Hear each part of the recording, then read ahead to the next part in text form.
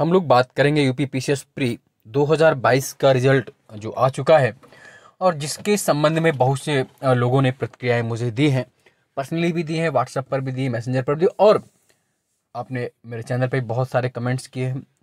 उस पर हम ये बात करने वाले हैं कि अधिकांश स्टूडेंट्स के लिए जिनको लग रहा था कि हमारा प्री क्वालिफाई होना चाहिए और उन्हें पूरी उम्मीद भी थी कि ऐसा होगा, किंतु वो प्री क्वालिफाई नहीं कर सके। बहुत से लोगों को ये अप्रत्याशित रिजल्ट क्यों लगा? क्या ऐसा आयोग ने किया उठापटक जिससे बहुत से ऐसे स्टूडेंट जो मेंस की तैयारी प्रॉपर ढंग से कर रहे थे, इवन क्वेश्चन आंसर राइटिंग भी कर रहे थे, लेकिन उन्हें निराशा हाथ लगी है। आइए इन सभी मुद्दों पर हम लोग बात करते हैं, हम लोग वास्तव में समझने का प्रयास करते हैं, तो हम लोग ये जानेंगे कि वास्तव में इसमें ऐसा क्या हुआ। देखिए, आप पहले तो रिजल्ट की प्रगति को समझें। इस वर्ष ऐसे कुछ बिंदु हैं जिनकी वजह से आपको लग रहा है, तो एक तो इस वर्ष जो सबसे बड़ा मुद्दा लग रहा है कि रिजल्ट जो है प्री का, जो हर बार अलग अलग आता है। प्री में रिजल्ट क्या होता है, अलग अलग पदों के सापेक्ष अलग अलग निकालते हैं, लेकिन इस बार रिजल्ट प्री में अलग अलग नहीं निकाला गया है, एक साथ कॉमन रिजल्ट निकाला गया है। जैसे आप याद कीजिए 2021 में अलग अलग पोस्टों के हिसाब से अलग अलग रिजल्ट निकाला गया था, तो लोगों को लग रहा था कि हमारी कट ऑफ इतनी होगी या वो होगी, वो नहीं निकाला गया है। और पोस्टों की संख्या भी बहुत नहीं है। दूसरा अगर मुद्दा हम देखें तो पोस्टों की संख्या भी कितनी है, 384 है। और इस 384 में अगर हम अलग अलग देख लें कुल कितनी पोस्टें हैं, तो 302 तो एग्जीक्यूटिव की पोस्टें हैं और 82 पोस्टें स्पेशल हैं। लगभग यही जो जानकारी अभी तक है, 302 लगभग सामान्य पोस्टें हैं जिनके लिए विशेष योग्यताएं नहीं चाहिए, लेकिन 82 ऐसी पोस्टें हैं जो स्पेशल पोस्टें हैं। तो कुल मिला के 384 पोस्टें हैं और उसका लगभग 15 गुना इन्होंने 5,964 लोग, 5,964, भाई अगर इसको हम 400 मान लेते तो 400 का 15 गुना करते तो 15 चौको 60 होता, तो लगभग 6,000 लोग इन्होंने, 5,964 लोग इन्होंने मेंस के लिए क्वालिफाई कराए। लेकिन अब यहाँ पर जो बेसिक मुद्दा है, जो बहुत महत्वपूर्ण बात हम जानने का प्रयास करेंगे कि वास्तव में क्या हुआ, क्यों इतनी मात्रा में लोगों को अंदर नहीं किया गया। अब समस्या है आपके हिसाब से, एक तो यहां पर क्वेश्चंस का नहीं, एक तो सबसे बड़ा मुद्दा रहा सीसेट। सीसेट में बहुत से कैंडिडेट जिनका जीएस में ठीक था वो बाहर हुए। सीसेट में लगभग जो जानकारी है, जहां तक ऐसा लग रहा, आयोग ने चूंकि एंथेटिक नहीं है, कि 4 क्वेश्चन में परिवर्तन हुआ था और उसमें से 2 शायद डिलीट किए गए और 2 चेंज किए गए। 2 डिलीट और 2 चेंज, ऐसी संभावना थी, मे भी ये रहा हो। तो इससे क्या हुआ कि उन कैंडिडेट्स का सीसेट क्वालिफाई ही नहीं हुआ, या वो क्वेश्चन आपके सही थे और वही क्वेश्चन चेंज हो गए या वो डिलीट हो गए, तो निश्चित रूप से आप बाहर हुए कि नहीं हुए। आयोग को यहां पर अपनी पारदर्शिता दिखानी चाहिए थी। और उससे भी बड़ा मुद्दा रहा जीएस में, क्योंकि मैंने फर्स्ट डे से कहा था कि आप मेरे जितने वीडियो देख लीजिए पीसीएस प्री के कट ऑफ के लिए, मैंने कभी भी आपको, हमेशा मेरा जो कट ऑफ का आइडिया रहा 84 से 88 मैंने रहा। और कट ऑफ में आज फिर बता रहा हूं कि अगर आप, आयोग अनुसार जब कट ऑफ दे देगा अपनी, तो आप ही के जो जितने लोगों का सिलेक्शन हुआ है, जितने अधिक कमेंट्स आपने किए हैं मेरे कमेंट्स बॉक्स में आकर के वीडियो पर, लगभग बड़ी मात्रा में वहां पर लोगों ने बताया क्वालिफाई इतने इतने पर, तो अभी भी मैं बता रहा हूं कि कट ऑफ लगभग 86 के आसपास है। 86 क्वेश्चंस की बात कर रहा हूं मैं, नंबर की बात नहीं कर रहा हूं। 86 से लेकर के 87 क्वेश्चंस के आसपास रही है,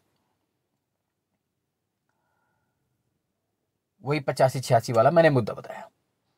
लेकिन उसमें हुआ क्या कि कुछ ऐसे कैंडिडेट्स बाहर हो गए जिनके 90 मार्क्स बन रहे थे, 90 क्वेश्चन सही हो रहे थे आंसर की के बाद, और कुछ ऐसे भी अंदर हुए जिनके 80 क्वेश्चन ही बन रहे थे ऑफिशियल की के बाद। ये कैसे हो गया? मतलब वास्तव में अप्रत्याशित है। कुछ लोगों को अभी भी बिलीव नहीं हो रहा है, क्योंकि वो इतना अच्छा करके आए थे, उन्हें उम्मीद थी। मुझे बहुत से ऐसे स्टूडेंट हैं जिन्होंने कहा भी था और वो अपनी मेंस की प्रिपरेशन में बिल्कुल लगे हुए थे, लेकिन जो संभावना है आयोग के जीएस में, संभवतः कोई 15 कोई 11 अलग अलग जानकारी है, लेकिन आप ये मान के चलिए कि 11 क्वेश्चनों में तो हेर फेर हुआ ही हुआ है ना। कोई 8 क्वेश्चन बता रहा, कोई 15 बता रहा, कोई 11, लेकिन जहां तक संभवता है उसमें 11 क्वेश्चनों में अगर हेर फेर हो गया, मान लीजिए उसमें 8 भी आपके डिलीट हो गए, 3 चेंज हो गए, अगर 15 हम मान लें तो 15 में 11 आपके डिलीट हो गए और 4 चेंज हो गए, तो कितना बड़ा अंतर पड़ता है। अगर 11 माने, 8 डिलीट, 3 चेंज, तब भी बहुत बड़ा। अब अगर मान लीजिए किसी अच्छे कैंडिडेट्स के 90 क्वेश्चन सही थे आफ्टर रिवाइज आंसर की, या आप रिवाइज आंसर की तो खैर आयोग देता ही नहीं है, आंसर की के बाद, और वो 90 में श्योर है। लेकिन अब क्या हुआ, मान लीजिए 8 क्वेश्चन उसके वही डिलीट हो गए, तो घट पर 82 पर आ गया, और 3-4 क्वेश्चन के और बदल गए तो 80 पर ही पहुंच गया वो। और जो कैंडिडेट 80 पर था वही जो 8 डिलीट हुए वो 88 पर आ गया। तो कहीं ना कहीं इससे उनको भी फायदा हो रहा है जो कम पढ़े थे। हाँ, लेकिन जिन्होंने बहुत अधिक मेहनत की, जो निश्चित रूप से मैंने कहा था कि अगर आप 95-96 से ऊपर वाले जो भी हैं उनको कोई इससे फर्क नहीं पड़ा।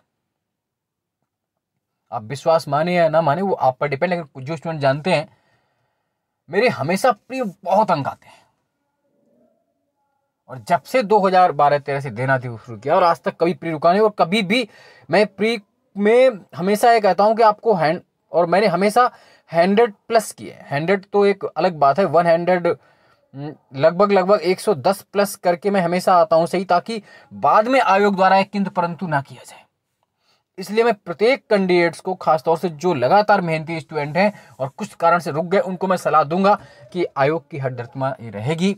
उसका बचने का एक ही तरीका है कि आप सीरियस और स्ट्रांग पढ़ाई करके अपने आप के स्कोर को 100 क्वेश्चन सही करने का दृढ़ निश्चय कर लें।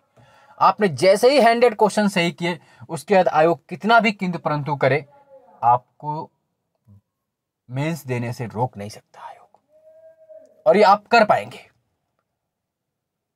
2-3 दिन निराशा है, स्वाभाविक सी बात है, निराशा होना आप सबके मन में। जिनका नहीं हुआ उनके लिए, उनकी बात भी कोई नहीं करना चाहता, जिनका हो गया उनकी बात सब लोग करते हैं। लेकिन क्या वो कमजोर थोड़ी? 1 नंबर से अगर वो कैंडिडेट रुका है, 0.5 नंबर से रुका है, और किसी का 1 नंबर से हो गया है, तो उनमें योग्यता में कहीं भी अंतर नहीं है। और हो सकता है उनसे भी अधिक योग्य कैंडिडेट बाहर बैठे हो, तो बैठे ही है। तो हम आयोग से लगातार हम और आप डिमांड्स करते हैं कि वो ट्रांसपेरेंसी दे, पारदर्शिता बरते। खैर आयोग कितना बरतेगा वो तो आयोग जानता है, लेकिन हमारा जो काम है कि हमें इस बार जो पीटी होना है, यूपी 2023 का जो फॉर्म आएगा, जिसकी सीटें भी इस बार अच्छी खासी सीटें आ जाएंगी उसमें। इस बार तो मात्र 384 सीटें ही हैं, और शायद 2022 में सबसे कम सीटें हैं पिछले 3-4 सालों में देखा जाए तो। लेकिन 2023 में सीटें कम नहीं होंगी, क्योंकि अभी से ही उसमें एनटी की 107, डीपीआरओ की 63 ऐसी सीटें मिलने लगी हैं। तो जब तक उसका विज्ञापन आएगा तब तक आपके पास मौका होगा, लेकिन मौका तभी होगा जब आप कुछ कर पाएंगे। इस बार क्या करना है आपको, फिर से रट लीजिए, मैं बार बार बोलता हूं, प्री निकालने की रामबाण औषध मैं देता हूं आपको। कुछ नहीं करना है, एक तो आप घटना चक्र को भले ही सही माने या गलत माने, लेकिन आपको घटना चक्र के सभी back year, history, geography, polity, civics, economics सब ले लेने हैं, और पर डे कम से कम 1 घंटे आपको घटना चक्र को सॉल्व करने में देना ही देना है, जब तक प्री का एग्जाम नहीं हो जाता है। प्लस एनसीईआरटी पूरी मत पढ़ें तो कक्षा 9 से लेकर के 12 तक तो पढ़ ही डालें। मौका हो तो 6 से 12 भी पढ़ लें, 9 to 12 पढ़ लें, जो जो आपको महत्वपूर्ण टॉपिक लगते हैं उनको पढ़ डालिए। उसके अलावा कुछ प्रामाणिक बुक पढ़ना है, जैसे पॉलिटी में आप जानते ही हैं, है ना, लक्ष्मीकांत हो गई, है ना। हिस्ट्री में अगर आप नहीं हैं तो एस के पांडे को आप चेक कर सकते हैं पीटी के लिए, या स्पेक्ट्रम देख सकते हैं, एस के पांडे के तीनों वॉल्यूम ले लें या स्पेक्ट्रम ले लें। ज्योग्राफी में महेश वर्णवाल देख लीजिए, या और परीक्षा वाणी के जो वॉल्यूम है ज्योग्राफी के वो भी बेहतर है, परीक्षा वाणी वाले वो आप चेक कर लीजिए। साइंस के लिए आप क्रॉनिकल या लूसेंट का भी काम चला सकते हैं उससे। अर्थव्यवस्था के लिए, इकोनॉमिक्स के लिए आप किसी भी चूंकि इसमें मिश्रापुरी दत्ता सुंदरम की भूमिका उतनी नहीं है, तो आप करंट ओरिएंटेड इकोनॉमी होती है, फिर भी अगर अपने बेस को स्ट्रॉन्ग करना चाहते हैं ठीक ठाक, तो दृष्टि है या इन किसी के नोट्स जो या बुक मार्केट में वो देख सकते हैं। और साथ साथ सबसे आवश्यक, हालांकि आपकी आवश्यकता हो तो, लेकिन विश्वास हो तभी, मेरे चैनल को सब्सक्राइब कर लीजिए।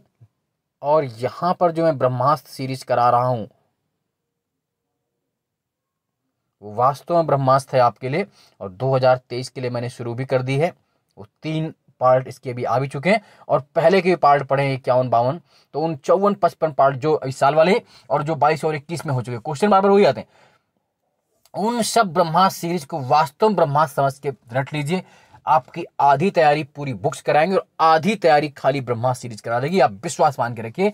अगर 150 में से 80 क्वेश्चन आप पूरे बुक पढ़ के प्राप्त करेंगे तो 70 क्वेश्चन आप इस ब्रह्मास्त्र सीरीज से प्राप्त कर लेंगे।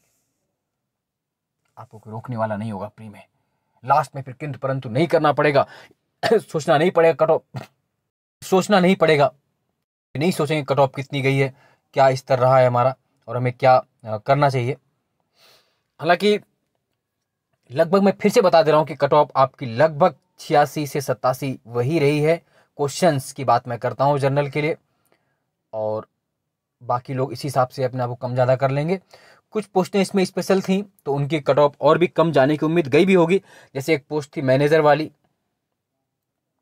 है ना, मैनेजर वाली जो पोस्ट थी उसकी कट ऑफ निश्चित रूप से 90 के आसपास गई होगी, मेरा मानना 90, हाँ क्वेश्चन नहीं 90 अंक, क्वेश्चन तो बहुत कम हो जाएंगे, 90 के आसपास ही गई होगी मैनेजर वालों की। बाकी आयोग जब दे देगा तब उसमें जानकारी हो जाएगी। इसी में एक पोस्ट थी आपकी सब रजिस्ट्रार, है ना, स्पेशल पोस्ट थी निबंधक वाली, इनकी कट ऑफ भी सामान्य से कम गई होगी, निश्चित रूप से कम गई, क्या गई पता नहीं। और एक इसी में इसके लिए मांगते हैं ना सब रजिस्ट्रार के लॉ वाला, तो ये थे। और एक पोस्ट इसमें थी आपकी डाइट लेक्चरर की, डाइट प्रवक्ता, सीनियर डाइट प्रवक्ता, जो बाद में बीएसए बनते हैं, इक्विवेलेंट होता है। चाहे डाइट प्रवक्ता हो, चाहे बीएसए हो, चाहे आपका इंटर कॉलेज का जीआईसी का प्रिंसिपल, इन तीनों की जो ग्रेड पे और क्वालिफिकेशन तो अलग अलग है, ग्रेड पे इक्वल है 5400, और एक ही समान पोस्ट है लेकिन योग्यता अलग अलग है। जैसे डाइट प्रवक्ता के लिए क्या मांगा गया है, डाइट प्रवक्ता के लिए मांगा गया था पीजी प्लस बीएड, तो इसकी कट ऑफ भी कम गई होगी, निश्चित रूप से कम गई होगी। हो सकता है इसकी कट ऑफ 82-83 ही चली गई, क्वेश्चंस की बात कर रहा हूं मैं, है ना, 80-82 क्वेश्चन भी गई होगी जनरल में, कोई बड़ी बात नहीं है। लेकिन खैर ये जो मैंने कट ऑफ का एक आइडिया लगाया, वो कट ऑफ आपके द्वारा कमेंट्स बॉक्स में की गई कमेंट्स पर और आपके सर्वे पर ही आधारित है, जिन स्टूडेंट्स ने बताया, और मेरे बड़ी मात्रा में स्टूडेंट्स का सिलेक्शन हुआ है। मैं ये प्रूफ नहीं करूंगा कि मैं लगातार अन्य की तरह आपको दिखाऊं कि ये है, फिर भी मैं कभी आप चाहेंगे तो मैं उनको दिखाऊंगा भी। जुटे रहिए, मेहनत करते रहिए, और पुनः उठ खड़े हुए, क्योंकि गिरकर संभलने में ही हमारी और आपकी और इस दुनिया की भलाई है ना। जो अध्यवसायी होता है, जो दृढ़पूर्ण व्यक्ति लगा रहता है, वो निश्चित रूप से कुछ ना कुछ कर जाता है, और आप करेंगे। अभी आपके लिए पूरा आसमां खाली है, आपको अपने पंखों को उड़ान देना है। आज के लिए इतना ही। जय हिंद, जय भारत, धन्यवाद। लाइक, सब्सक्राइब, शेयर करना ना भूलें।